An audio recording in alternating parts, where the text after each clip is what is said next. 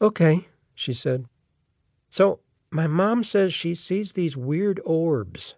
For a long time, every night in her room, she would see these orbs of light flying around, sometimes just racing right past her and disappearing.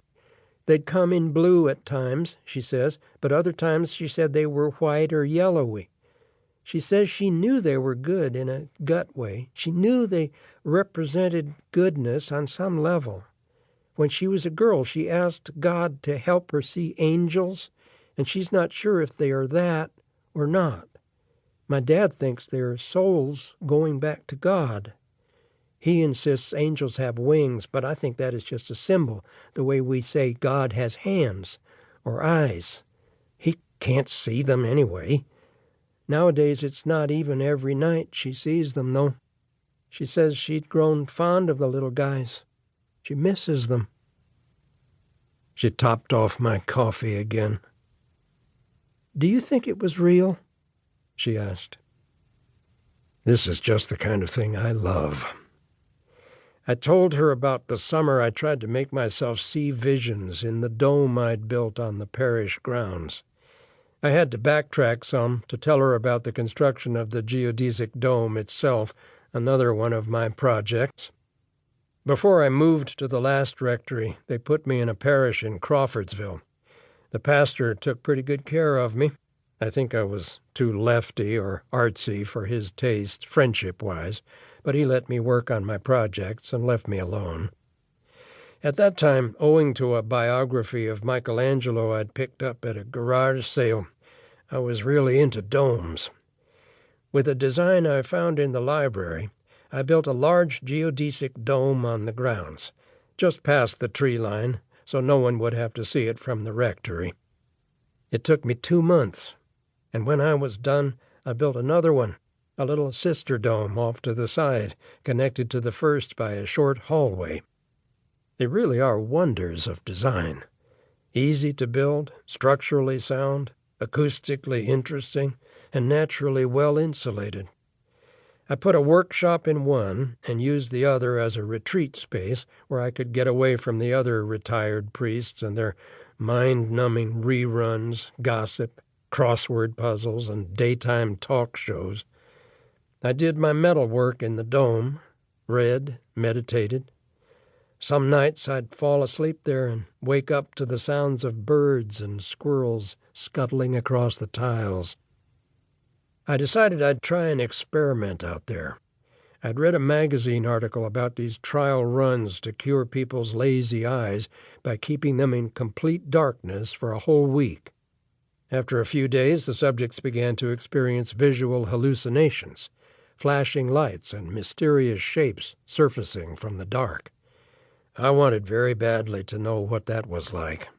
So I covered the big dome with a couple black tarps and plugged the crack under the door with a towel. I told the secretary at the rectory I was on a retreat, not really a lie, and I packed water and dry good provisions requiring no stove or fire. I brought in my old guitar and labeled a couple audiobook CDs with foam stickers. I stayed in there for 4 days, spending most of this time bumping into things and trying not to bump into things. On the 3rd day, while I sat trying to change a guitar string in total darkness, I thought I saw a blue spark in the middle of the room. Static, maybe, but it didn't go away. It floated up, and then I saw a blue hexagon hovering about a yard over my head. I reached out to touch it, but it was too far, or it moved. It began to spin, and then blurred into a circle. The blue was the color of a butterfly wing. The circle shrank into nothing and popped out of existence. I waited for 1 more day in case I'd see something else, but nothing showed up after that. When I came out, my legs were covered in maroon and indigo bruises, weird galaxies up and down my shins.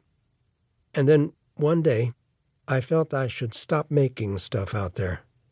I looked around my studio and asked myself if my art had ever fed anyone. No, it hadn't. Had it ever clothed anyone? No, with the exception of a coat I'd made for my nephew, which was more of a craft project. Did it ever comfort the sick or the imprisoned? Probably not.